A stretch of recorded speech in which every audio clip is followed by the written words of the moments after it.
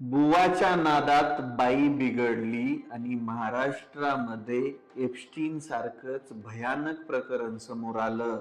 त्याला आपण नाव देऊया कॅप्टन फाइल्स.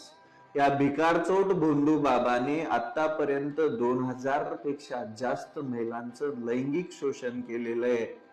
500 पेक्षा जास्त महिलांनी या भिकारचोट बाबांकरवीच गर्भधारणा केलेली आहे. हा बायोलॉजिकल फादर असू शकतो.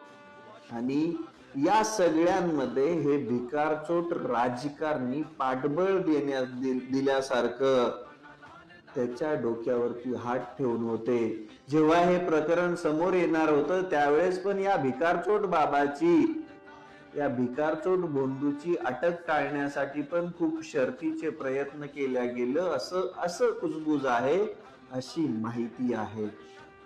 या प्रकरणामध्ये खूप मोठ्या मोठ्या लोकांची नावं आहेत.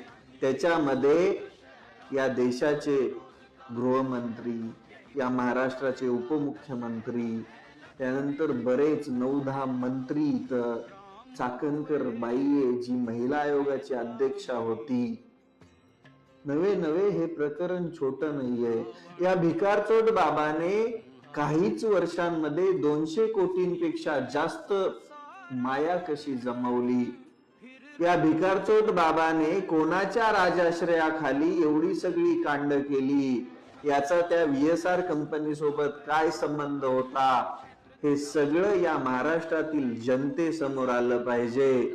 सगळ्यात जास्त फटका या राष्ट्रवादी काँग्रेस पक्षाला होणार आहे, कारण की राष्ट्रवादी काँग्रेस पक्षातील बहुतांश नेते या बाबाच्या संपर्कात होते.